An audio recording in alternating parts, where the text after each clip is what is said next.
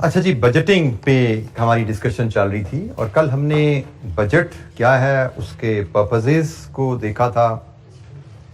Then हमने functional budget क्या होते हैं और कैश बजट के फंक्शंस यूजेस क्या हैं, और एक हमने फंक्शनल बजट की बेसिक सी इलस्ट्रेशन 5 देखी थी। तो कल की डिस्कशन से कोई क्वेश्चन, कोई सवाल? अच्छा जी, कुछ बेसिक सी इलस्ट्रेशन और देखते हैं, then we will move towards examiner question. मैंने आपको शुरू में भी बताया था कि बजटिंग में we don't have much to discuss, क्योंकि बजटिंग में बेसिक्स आपके जो रिलेशनशिप हैं, फॉर्मेट्स हैं, आपने फाइनेंशियल अकाउंटिंग में अक्सर सीखे हुए हैं, कुछ कॉस्ट अकाउंटिंग में सीखे हुए हैं, वही यूज होने हैं। और इसके अलावा you need to have skill of reading the question well, क्योंकि मेरी नज़र में अगर आपको एबीसी अकाउंटिंग के फॉर्मेट्स की आपको आती है तो बजटिंग सिर्फ reading the statements and translating statements into number. मैं इसको हमेशा से ये समझता हूं कि स्टेटमेंट्स में उसने लिखा होता है, फॉर एग्जांपल मैंने आपको बताया हमारा topic budgeted profit and loss का होता है, जिसमें उनसे कहा जाता है पीएनएल बनाई अगले साल का। उसने आपको सवाल में बताया होगा कि पिछले साल सेल्स आपकी इतनी थी, अगले साल प्राइस इतनी बढ़ जाएगी, अगले साल वॉल्यूम इतना बढ़ जाएगा। तो भाई पिछले साल की सेल्स में प्राइस चेंज, वॉल्यूम चेंज डालो, अगले साल की सेल्स आ जाती है। मतलब इट बिकम्स दिस सिंपल। अगर आप सवाल पढ़ रहे हो, सब कुछ सवाल के अंदर मिलेगा। आपको सिर्फ एबीसी पता होनी चाहिए, बेसिक्स फॉर्मेट्स की और कॉन्सेप्ट की। तो हम एक और इलस्ट्रेशन देखते हैं जी, इलस्ट्रेशन 7। ये मास्टर बजट के ऊपर है। मास्टर बजट में मैंने आपको बताया था जी 3 डॉक्यूमेंट्स बनती हैं। Prepare the following documents, following budget for the 6 month ending 31 December 2026, cash budget, budgeted profit loss, balance sheet. In 3 documents को कलेक्टिवली हम मास्टर बजट कहते हैं। तो हम सवाल पढ़ते हैं, फिर इनके इंडिविजुअल फॉर्मेट्स पे और कुछ जो कॉन्सेप्ट अंडरलाइन उनको भी डिस्कस कर लेंगे।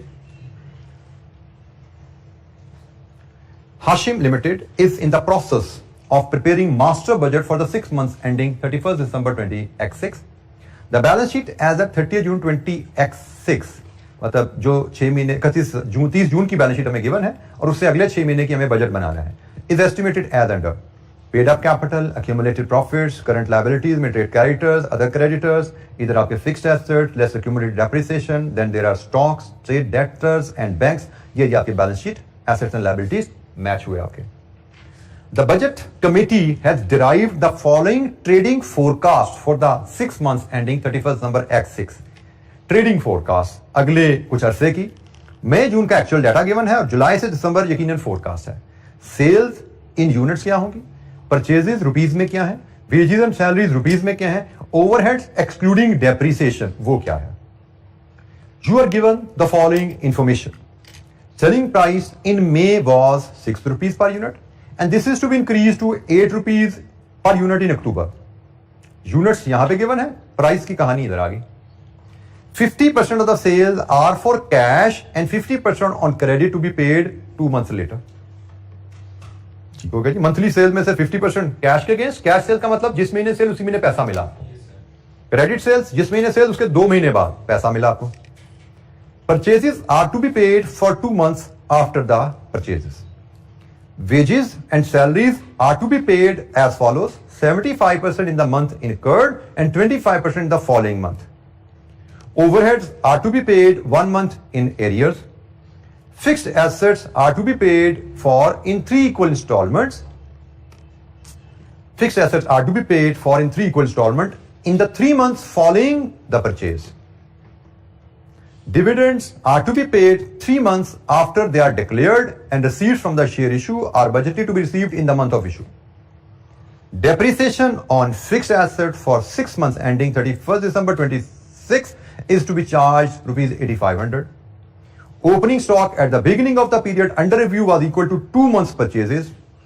At 31st December axis, it will be equal to 3 month purchases. In September axis, 20,000 shares of ₹1 nominal value will be issued at par. Dividend of 10,000 will be declared in October. Fixed asset will be purchased in November for 30,000। ये ऊपर उसने इनकी payments की बात की ना, dividend की payment, asset की पेमेंट और शेयर्स की पेमेंट, रिसीट्स, वो सारी उसने चीजें नीचे बताई। अच्छा जी, सबसे पहले उसने कहा जी आप कैश बजट बनाइए। पहले हम कैश बजट की थोड़ी सी फॉर्मेट पे बात कर लें। कैश बजट का फॉर्मेट हमारा बड़ा स्टैंडर्ड सा रहता है।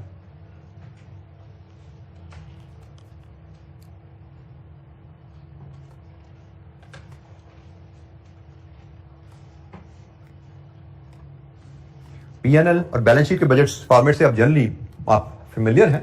कैश बजट का फॉर्मेट मैं आपको थोड़ा सा हाईलाइट कर दूंगा। पहली बात, कल जैसे हम जब बजट पीरियड की बात कर रहे थे, वहां पे मैंने आपसे कहा था कि बजट पीरियड यूजुअली साल हो सकता है, क्वार्टर्स हो सकता है, जैसे यहां पे 6 मंथ्स भी हैं। तो अगर हमें पीएनएल बजटेड बनाने को कहा जा रहा है तो 6 मंथ पीरियड का पीएनएल बनेगा, 6 मंथ की सेल, 6 मंथ की cost of sale and so on, एक पीएनएल का कॉलम बनेगा। अगर हमें बैलेंस शीट बजटेड बनाने को कहा जा रहा है तो 31 दिसंबर की एक ही बैलेंस शीट बनेगी, 31 दिसंबर 2021 की एसेट्स एंड लायबिलिटीज। लेकिन जब 6 महीने का कैश बजट बनाने को कहा जाता है तो कैश बजट की रिक्वायरमेंट थोड़ी सी डिफरेंट होती है। कैश बजट में if the data permits cash budget should be broken down into smaller period. जैसे उसने 6 महीने का कैश बजट कहा है ना, और हम देख रहे हैं डाटा में हमें मंथली आइटम्स अवेलेबल है, मंथली सेल्स, मंथली कॉस्ट का डाटा अवेलेबल है, तो कैश बजट हम मंथली बनाएंगे। ठीक हो गया? तो हमने यहां पे क्या बात सीखी? If the data permits cash budget should be broken down into smaller periods. Cash budget should be broken down into smaller period and smaller periods का डाटा हमें अवेलेबल है। अच्छा जी, कैश बजट में हमें फॉर्मेट क्या फॉलो करते हैं? मैं पहले रफ ड्राफ्ट में आपको फॉर्मेट समझा देता हूं, फिर हम इसकी आंसर की प्लानिंग पे जाएंगे। 6 कॉलम है, तो जुलाई, अगस्त, सितंबर, अक्टूबर, नवंबर, दिसंबर से ये 6 हमें कॉलम ऐसे बनाने पड़ेंगे।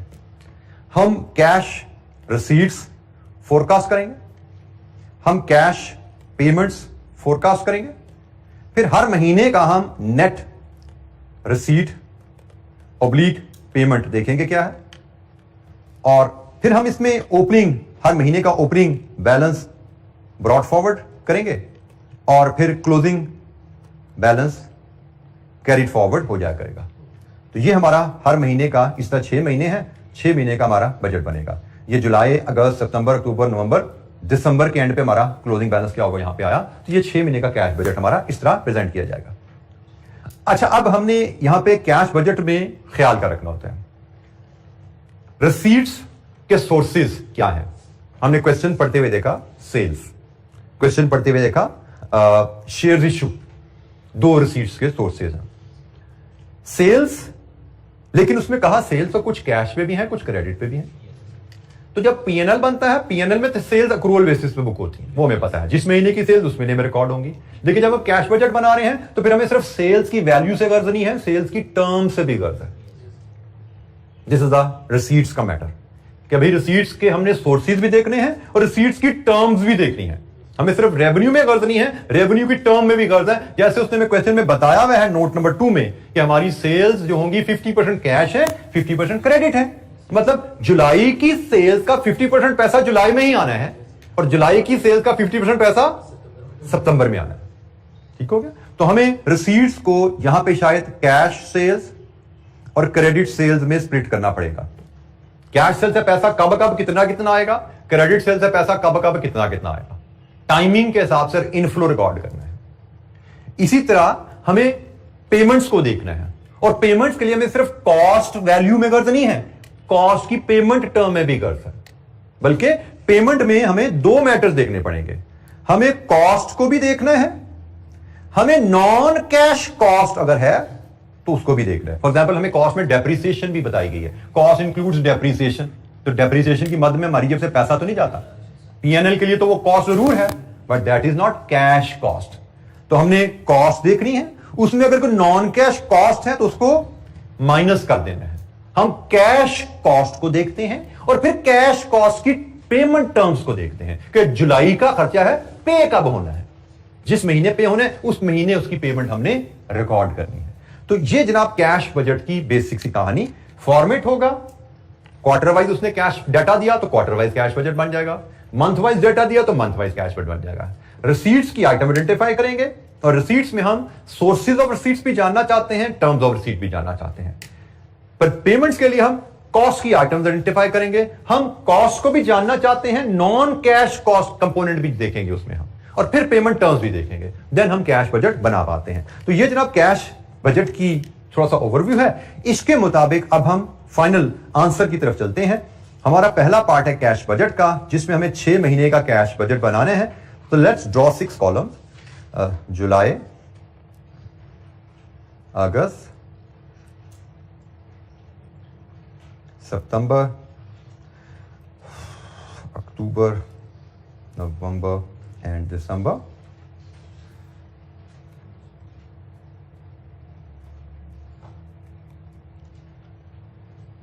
कैश रिसीट्स के मुझे 3 आइटम्स मुझे नजर आई। एक कैश सेल्स है, एक क्रेडिट सेल्स है और एक शेयर इशू है।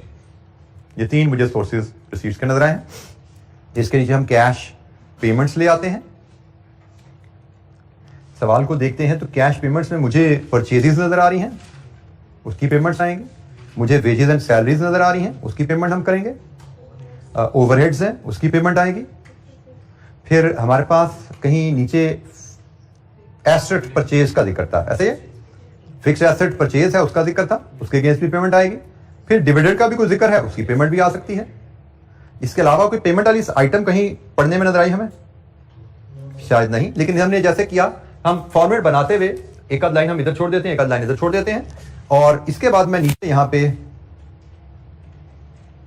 नेट रिसीट ऑब्लिक पेमेंट, फिर opening balance brought forward and then closing balance carried forward.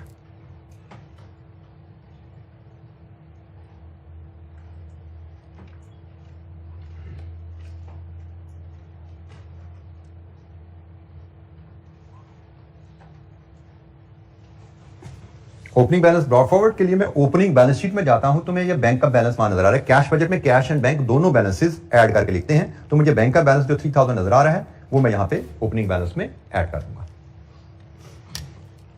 अच्छा जी, अब हम रिसीट्स से काम शुरू करेंगे। हम वर्किंग 1 बनाएंगे कैश सेल, और मे भी क्रेडिट सेल भी हम वहीं पे कवर कर लेंगे। हम इनको वहां से कवर करेंगे। वर्किंग 1 में हम देखते हैं सेल से हमें कितना पैसा आने वाला है। अच्छा, अब यहां पे जो तवज्जो आपकी चाहिए होगी, आपने देखा जब डाटा पे जाते हैं तो उसने मंथ में मई और जून का भी सेल्स का डाटा दिया हुआ है। उसकी रेलेवेंस क्या है?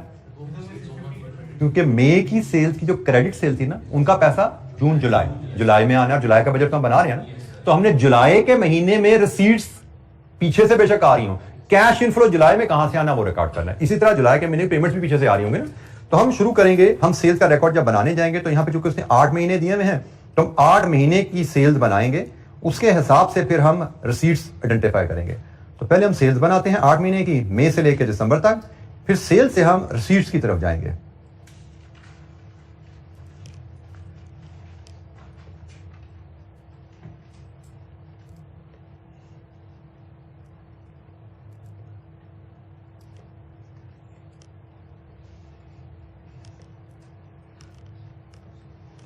मई, जून, जुलाई, अगस्त, सितंबर, अक्टूबर, नवंबर, दिसंबर। सेल यूनिट्स इनटू प्राइस, हमें मिलेगा रेवेन्यू। टोटल रेवेन्यू हमारा क्या होने वाला है? फिर इसमें से 50% कैश है, 50% ऑफ रेवेन्यू हम लेते हैं, बाकी बात में करते हैं। 50% रेवेन्यू लेते हैं क्योंकि 50% कैश है, 50% क्रेडिट है। तो जनाब हमारे पास यूनिट्स अवेलेबल हैं मई के 4000, 4200, 4500, 4600, 4800, 5000, 3800, 3000। प्राइस उसने कहा जी मई में 6 रुपए थी और फिर अक्टूबर में आके 8 रुपए हो गई। लीजिए जी, यूनिट्स इनटू प्राइस करें रेवेन्यू। 24,000, 25,200, 27,000, 27,600, 800, 40,000, 30,400, 24,000। अब इसका 50% कैश है, 50% क्रेडिट है, तो हम 50% ऑफ द रेवेन्यू कर लें तो ये 12,000, ये बना आपका 12,600, 13,500, 13,800, 14,400, 20,000, 15,200 और 12,000।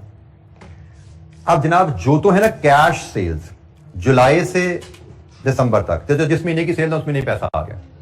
क्योंकि 50% कैश है, 50% क्रेडिट है, ये हमारी कैश सेल्स है। जो जुलाई से दिसंबर तक जो सेल्स की वैल्यू है वही हमारी रिसीट है। तो 13,500। नेक्स्ट,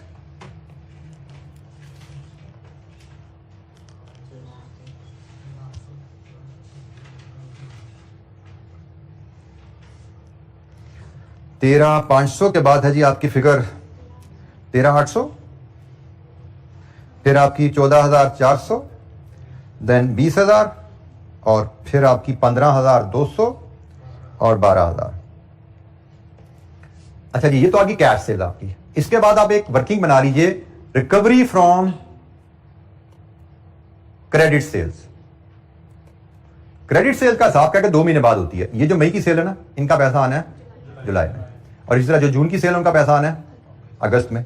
तो जनाब 12,000, 12,600, 13,500, 13,800, 14,400 और 20,000। ये दो जो क्रेडिट सेल्स हैं इनका पैसा अगले पीरियड में जा रहा है, हमारे कैश बजट में फॉल नहीं करता, तो हमने उसको कंसिडर नहीं करना। ठीक है जी। कैश बजट का मतलब है कि भाई जिस पीरियड का कैश बजट बना रहे हो उस पीरियड की रिसीट्स। अब ये सेल्स जरूर हैं, ये आपकी सेल्स जरूर हैं इस पीरियड की, बट रिसीट नहीं है। सेल्स हैं, पीएनएल में रेवेन्यू में आएंगी, लेकिन कैश बजट में रिसीट में नहीं आएगी। ठीक है, तो ये हमारी जनाब credit recovery from credit sales आ गए। जुलाई में 12,000, अगस्त में 12,600, 13,500, 13,800, 14,400 और 20,000।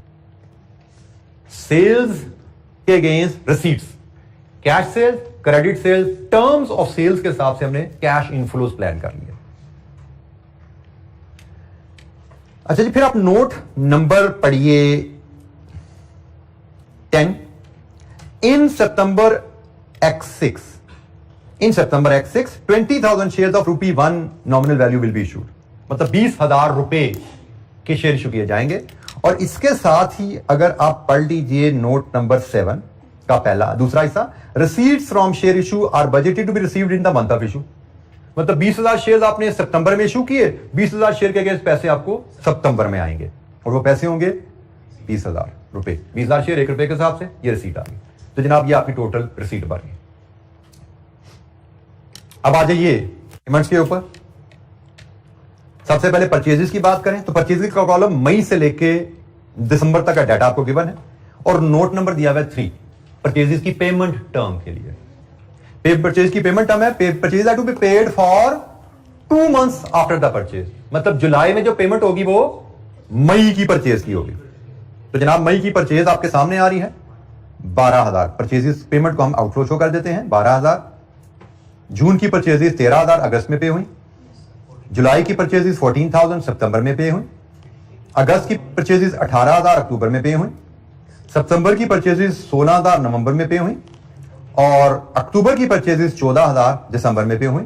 नवंबर दिसंबर की परचेजेस हमारे बजट के बाद पे होनी है, हमारे बजट में वो पेमेंट शो नहीं होगी। पीएनएल बनाएंगे वहां पे परचेजेस शो करेंगे नवंबर दिसंबर में, लेकिन कैश पेमेंट नहीं है। कैश पेमेंट हमारी मई से लेके अक्टूबर तक की परचेजेस, क्योंकि 2 मंथ्स का हिसाब है। वेजेस, मंथली वेजेस उसने दी हुई हैं, और वेजेस का नोट है 4। Wages and salaries are to be paid as follow: 75% in the month incurred and 25% the following month. इसलिए हम एक छोटी सी वर्किंग बना लेते हैं, वर्किंग 2।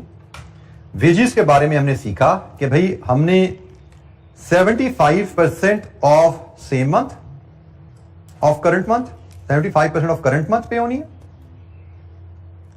और 25% ऑफ प्रीवियस मंथ पे होनी है। तो जनाब इसके हिसाब से हम 6 महीने का बजट बना लेते हैं। जुलाई, अगस्त, सितंबर, अक्टूबर, नवंबर एंड दिसंबर। ठीक है जी, 6 महीने का हमने कैश फ्लो बनानी है।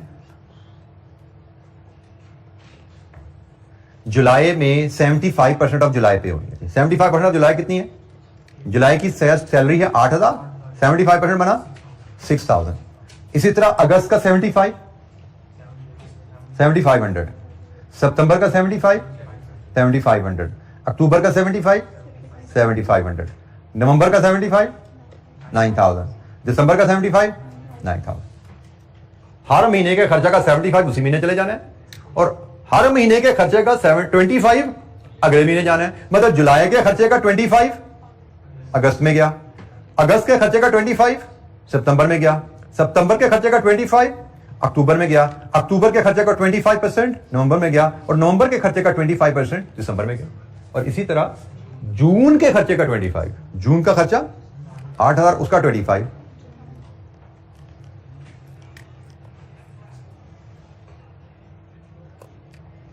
लीजिए जी, ये आपका मंथली कैश बजट बन गया। आपकी टोटल वेजेस की पेमेंट, सॉरी वेजेस पेमेंट आ गई, मंथली पेमेंट आ गई, payment against wages and salaries 8000, 9500, 10,000, 10,000, 11,500, 12,000। ये हमारी monthly payments against wages and salaries आ गई।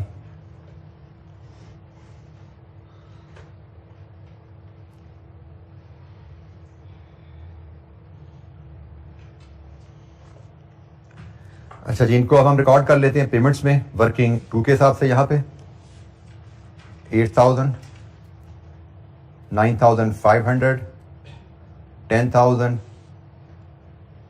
10,000, 11,500 एंड 12,000। जैसे उसने लिखा, हमें बेसिक असूल पता है कि हमें कॉस्ट चाहिए, नॉन कैश कॉस्ट एलिमेंट है उसको देखना है और पेमेंट टर्म्स को देखना है। तो यहां पे परचेजेस में भी नॉन कैश एलिमेंट नहीं था, वेजेस में भी नॉन कैश एलिमेंट नहीं था, सिर्फ कॉस्ट और पेमेंट टर्म्स को मिला के हमने पेमेंट्स बना ली। ओवरहेड्स उसने ऑलरेडी एक्सक्लूडिंग डेप्रिसिएशन, मतलब नॉन कैश के बगैर दिया है, ठीक है, तो उसमें भी नॉन कैश का इशू नहीं है। तो सिर्फ कैश कॉस्ट हमें गिवन है और इसका नोट है, note number 5, overheads are to be paid 1 month in arrears, मतलब जून वाला खर्चा पे होगा जुलाई में। तो दैट्स इट, जुलाई में गया, जुलाई अगस्त सितंबर 7,000, जुलाई अगस्त सितंबर में 7,000 पे हुआ। उसके बाद नहीं, एक और 7,000 रहेगा ना, जून जुलाई अगस्त सितंबर एक और 7,000 गया, आखिरी 2 महीने 8,000। एग्रीड जी। दिसंबर का जो खर्चा है वो जनवरी में पे होना है, जनवरी का बजट हम नहीं बना रहे, हम दिसंबर तक का बजट बना रहे हैं। फिक्स्ड एसेट के लिए आप पढ़ेंगे पहले note number 12, fixed asset will be purchase in November for 30,000। नवंबर में 30,000 का फिक्स्ड एसेट खरीदेंगे। फिर आप इसके लिए नोट पढ़ेंगे 6, fixed asset are to be paid for in 3 equal installment in 3 months following the purchase, मतलब परचेज के अगले 3 महीनों में 3 माहाना किस्तें पे होनी है। मतलब नवंबर में आपने एसेट खरीदा तो किस्तें जाएंगी दिसंबर, जनवरी, फरवरी, तो हमारे पीरियड में तो गई सिर्फ दिसंबर। तो जनाब आपकी फिक्स्ड एसेट की किस्त जाएगी सिर्फ एक, और वो जाएगी 10,000 की दिसंबर में। एसेट खरीदा गया है नवंबर में, लेकिन कैश फ्लो पेमेंट सिर्फ 10,000 की हुई दिसंबर में, बाकी पेमेंट जनवरी फरवरी में जानी है, वो हमारा कैश बजट पीरियड नहीं है। डिविडेंड, डिविडेंड के लिए आप नोट पढ़ेंगे 11 पहले, dividend of ₹10,000 will be declared in October, declared in October. फिर पढ़ेंगे note number 7, dividend are to be paid 3 month after they are declared. Declared हुआ अक्टूबर में, अक्टूबर के बाद 3 महीने नवंबर, दिसंबर, जनवरी, जनवरी में पे होना है। इसका मतलब हमारे पीरियड में कोई डिविडेंड पेमेंट नहीं है, हमारे पीरियड में डिविडेंड पेमेंट नहीं आ रही, खत्म होगी बात जी। दीजिए जी, अब हमारा कैश बजट तैयार हो गया। रिसीट्स सम कीजिए, पेमेंट्स माइनस कीजिए, व्हाट इज नेट? जुलाई, जुलाई का नेट बोलिए।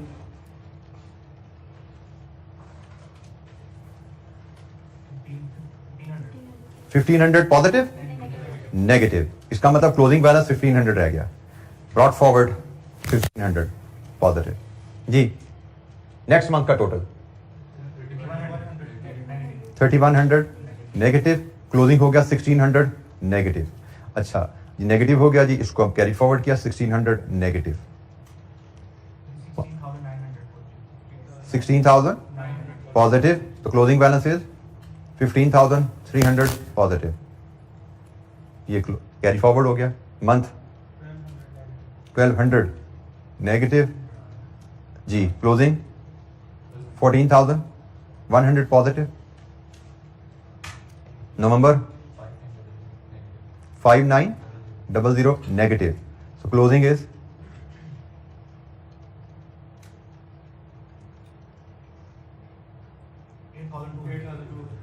positive 8,200 positive और मंथ दिसंबर का net 12,000 negative. So closing is 3,800 negative.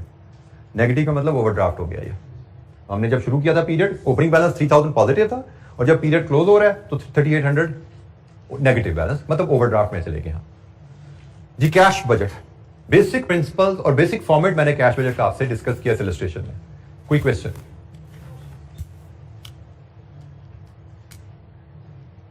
Cash budget में हमें यही कुछ चीजें हैं जिनका ख्याल रखना है. कैश बजट हमारा स्मॉलर पीरियड में ब्रेक हो सकता है, मंथ्स या क्वार्टर्स में. जरूरी नहीं कि साल का एक कॉलम बने, पीएनएल का एक कॉलम बनेगा, बैलेंस शीट का एक कॉलम बनेगा, लेकिन कैश बजट का कॉलम स्मॉलर पीरियड में ब्रेक हो सकता है depending upon the information available. Cash receipts में हम रेवेन्यू देखते हैं और टर्म्स ऑफ सेल्स देखेंगे, टर्म्स ऑफ रिसीट देखेंगे. कैश पेमेंट में हम कॉस्ट देखते हैं, नॉन कैश का इंपैक्ट देखते हैं और फिर पेमेंट टर्म्स देखते हैं, जिनकी मदद से हम कैश बजट बना पाते हैं.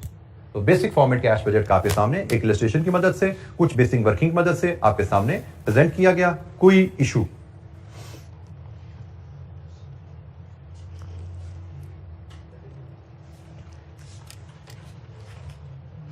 अच्छा, जिसके बाद हमें यहां पे बजटेड पीएनएल बनाना है. बजटेड पीएनएल, कैश बजट हमने बना लिया, बजटेड पीएनएल बनाना है जी. पीएनएल का फॉर्मेट यहां पे जो हमें नजर आ रहा है, रेवेन्यू की फिगर हमने अभी देखी थी, बना ली थी. फिर हमें नोट नंबर 9 में ओपनिंग स्टॉक और क्लोजिंग स्टॉक का जिक्र है और परचेजेस का जिक्र है और कुछ वेजेस एंड ओवरहेड्स का जिक्र है. तो मुझे लगता है शायद हमारे पीएनएल का फॉर्मेट कुछ यहां जो बनेगा that will be sales less cost of sales. और कॉस्ट ऑफ सेल्स में हमारा opening stock plus purchases minus closing stock plus wages and salaries plus factory overheads, और इसमें don't forget to add depreciation. PNL है ना, तो non cash cost भी आएगी. ठीक है, और हम यहां पे डायरेक्ट नेट प्रॉफिट पे आ जाते हैं. अच्छा, यहां पे ना हमें ग्रॉस प्रॉफिट और नेट प्रॉफिट में फर्क बताने के लिए प्रोडक्शन और नॉन प्रोडक्शन डाटा में ब्रेकअप किया गया. तो यहां पे ये सारी फिगर लग रहा है हमें प्रोडक्शन कॉस्ट ही है, ये सारी प्रोडक्शन कॉस्ट लग रही है. आल्दो इसके आंसर में जो सोल्यूशन हमें अवेलेबल था, जिस बुक से हमने लिया, उसमें उसने कुछ इसको जरा प्रेजेंट डिफरेंटली किया हुआ है. मुझे लगता है हम यहाँ पे डायरेक्ट नेट प्रॉफिट पे आ जाए तो दिस इज गुड इनफ. तो सेल्स की फिगर तो हम वर्किंग वन से उठा सकते हैं, सेल्स की फिगर वर्किंग वन से उठा सकते हैं, और वो सेल्स की फिगर आपकी है जी जुलाई से लेके दिसंबर तक. ये है जी रेवेन्यू जो पीएनएल में जाना है. ऐसा ही है, टोटल करके बताइए रेवेन्यू आपका पीएनएल में क्या जा रहा है.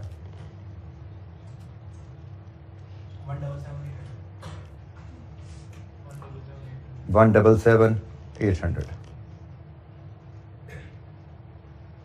ओपनिंग स्टॉक उसने कहा नोट नंबर 9 में कि opening stock at the beginning of the period under review was equal to 2 months purchases. 2 महीने की परचेजेस के बराबर आपका स्टॉक था. तो भाई हमारा जो ये डाटा अवेलेबल है ये हैं 2 मंथ की परचेजेस जब हमारा पीरियड स्टार्ट हो रहा है. हम जुलाई से दिसंबर का पीएनएल बना रहे हैं, तो जुलाई से दिसंबर से पीछे 2 महीने जो गुजरे उनकी परचेजेस के बराबर हमने ओपनिंग स्टॉक लिया. हमारा ओपनिंग स्टॉक है 25,000. ओपनिंग स्टॉक हमारा है जी 25,000 प्लस परचेजेस. परचेजेस आप पीएनएल से उठा लीजिए, डाटा यहां से उठा लीजिए. ये जी आपकी परचेजेस आ रही हैं, इनका सम कीजिए. जुलाई से दिसंबर तक की परचेज 86,000. फिर इसमें से क्लोजिंग स्टॉक लाइंस करना है. क्लोजिंग स्टॉक उसने कहा 3 महीने की परचेजेस के बराबर है, तो अक्टूबर नवंबर दिसंबर 38,000 ये क्लोजिंग स्टॉक आ गया. Wages and salaries accrual principal के तहत जुलाई से लेके दिसंबर तक का टोटल.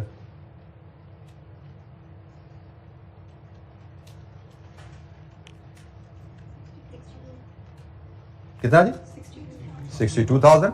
ओवरहेड कैश एक्सपेंडिचर जुलाई से लेके दिसंबर तक का टोटल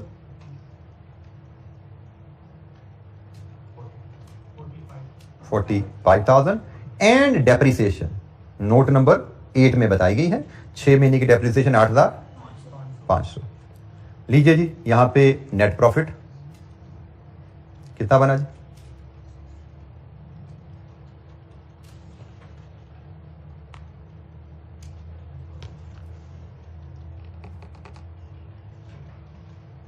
पहले थोड़ी कॉस्ट ऑफ सेल का टोटल बता दीजिए, सेल का टोटल कॉस्ट बोल रहे हैं 187,500, तो प्रॉफिट नहीं है तो लॉस आता नजर आ रहा है 188 है 188,500, तो ये लॉस नजर आ रहा है जी। कितना लॉस है? 10,700 का लॉस है जी। 10,700 का लॉस है। अच्छा, क्योंकि यहाँ पे डिविडेंड की डिक्लेरेशन का जिक्र भी है तो हम अक्यूमुलेटेड प्रॉफिट ब्रॉट फॉरवर्ड यहाँ पे लेके आते हैं। अक्यूमुलेटेड प्रॉफिट ब्रॉट फॉरवर्ड हमारी बैलेंस शीट में गिवन है हमें, कितना है जी? 44,600। फिर इसमें से लेस कर देते हैं डिविडेंड डिक्लेयर्ड। आपको पता है ये डिविडेंड पेबल अप्रोप्रिएशन डेबिट होकर डिविडेंड पेबल में चला जाता है। कितना है? 10,000। और यहां से फिर आप ले जाते हो अक्यूमुलेटेड प्रॉफिट कैरिड फॉरवर्ड, जो कि आपकी बैलेंस शीट में रिफ्लेक्ट होगा। कितना जी? 23,900। ये आपका पीएनएल का फॉर्मेट कंप्लीट हुआ। क्योंकि उसने डिविडेंड डिक्लेरेशन का जिक्र भी किया हुआ है, तो डिविडेंड डिक्लेरेशन भी आपको, यहां तक आपका पीएनएल है, ये आपका अप्रोप्रिएशन अकाउंट है, ठीक है। अकाउंटिंग के नॉलेज के मुताबिक ये पीएनएल बन गया फॉर द ईयर। फिर आपका ये अप्रोप्रिएशन अकाउंट आया जिसमें अक्यूमुलेटेड प्रॉफिट ब्रॉट फॉरवर्ड आप लेके आए, डिविडेंड जो पे डिक्लेयर किया वो आपने यहां पे नेगेटिव शो किया, और ये अक्यूमुलेटेड प्रॉफिट जो आपका बैलेंस शीट में जाना है नेक्स्ट पीरियड एंड, वो आ गया।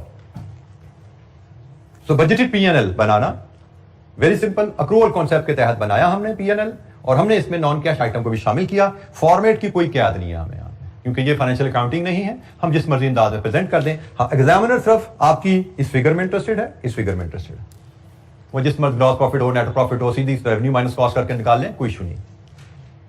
फॉर्मेट्स जो पीएनएल के मुताबिक, वो हमें स्पेसिफिक मार्जिनल अब्जॉर्प्शन कॉस्टिंग के क्वेश्चन आए तब हमें कहा जाता है, जो कि यकीनन हमारे स्कोप में यहाँ पे नहीं है। फाइनेंस में कोई अकाउंटिंग का कॉन्सेप्ट हमारा अप्लाई नहीं होने वाला यहाँ पे, कोई फॉर्मेट हमारा अकाउंटिंग का स्पेसिफिक डिजायर्ड फॉर्मेट नहीं है कि इस फॉर्मेट के तहत प्रेजेंट करना है। हम अपनी जरूरत के हिसाब से फॉर्मेट बना सकते हैं जी। एनी क्वेश्चन, कोई सवाल?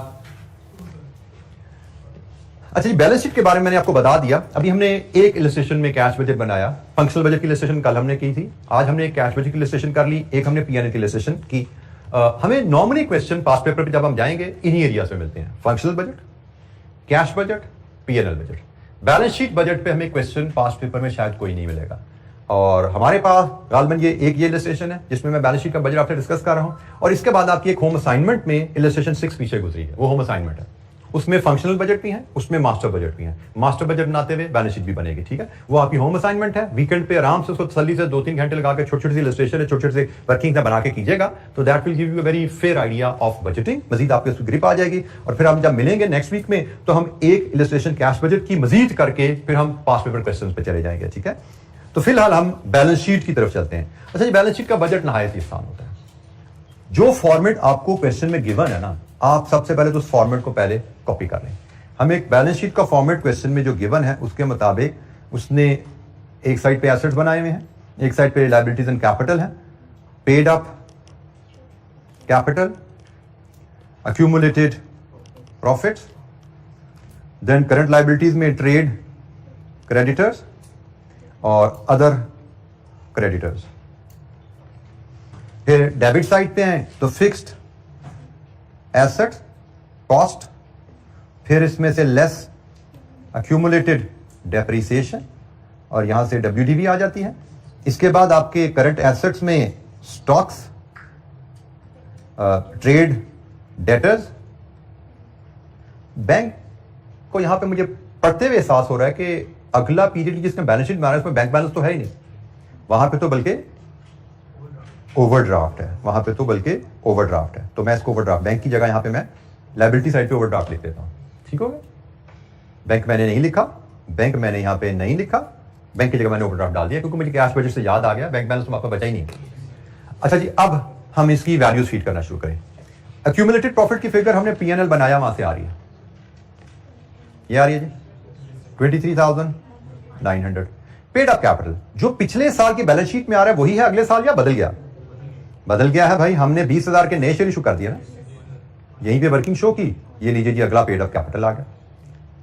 ओवरड्राफ्ट कैश बजट से उठा के ले आओ 3,800। ट्रेड क्रेडिटर्स, परचेजेस के अगेंस्ट क्रेडिटर्स।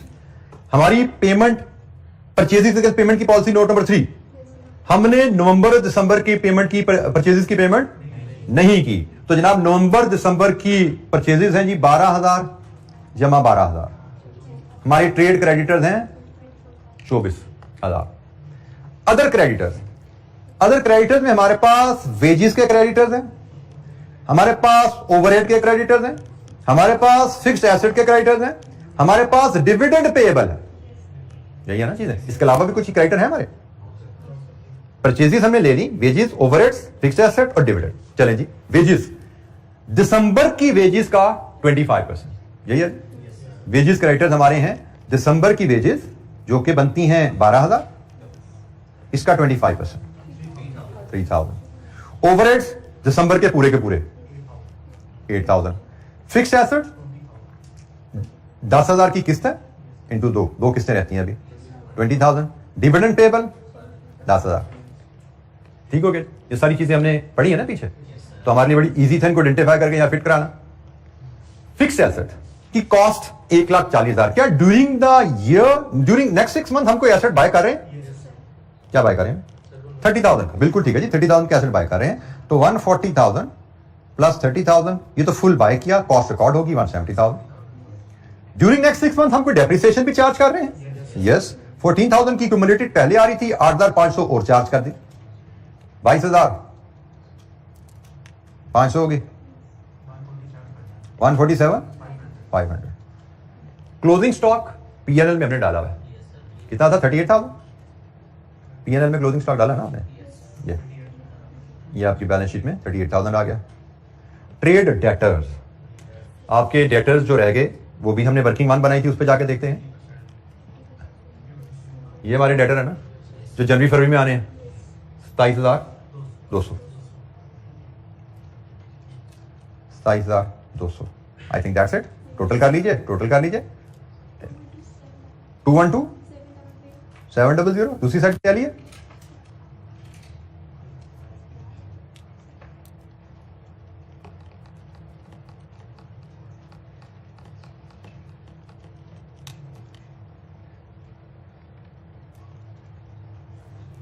जी 212,700 राइट से लिए दोनों।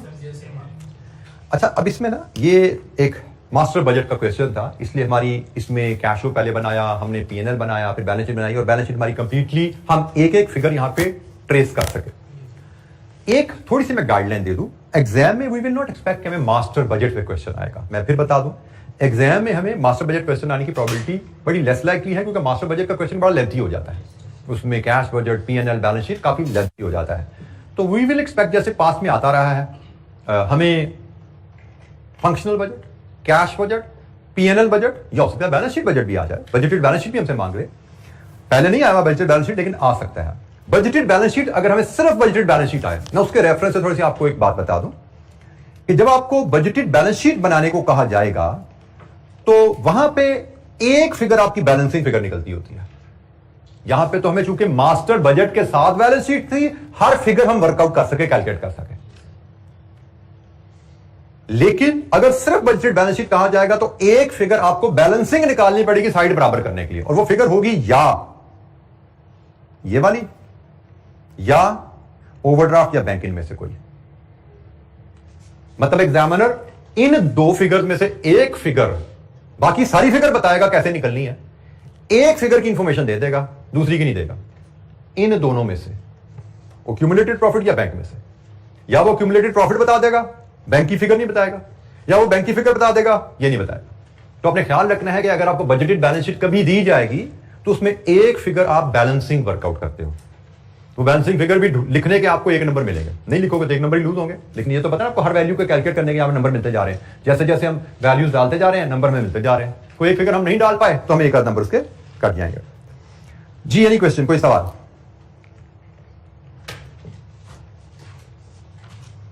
अच्छा जी, आज के लिए इतना ही। हमें चूंकि आगे में इलस्ट्रेशन करनी होगी, तकरीबन हाफ एन आवर की इलस्ट्रेशन है, हमारे पास सिर्फ 5-6 मिनट रह गए हैं, हम वो नहीं कर सकते।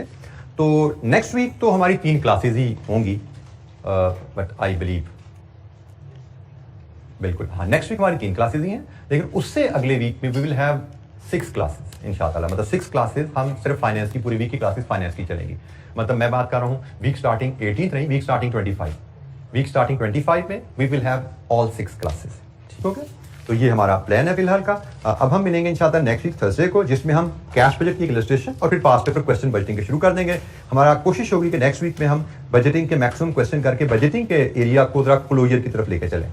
और जब हम फुल वीक में मिलेंगे वीक स्टार्टिंग 25, तो वहां पे मंडे नहीं तो ट्यूसडे से हम लास्ट चैप्टर हमारा जो रिस्क मैनेजमेंट का है हम उस पर बात शुरू कर रहे होंगे। मंडे तो नहीं, शायद ट्यूसडे से हम रिस्क मैनेजमेंट पे बात शुरू कर देंगे, जो हमारा लास्ट चैप्टर आएगा इंशाल्लाह। तो आज के लिए इतना ही। Thank you very much. अस्सलाम वालेकुम।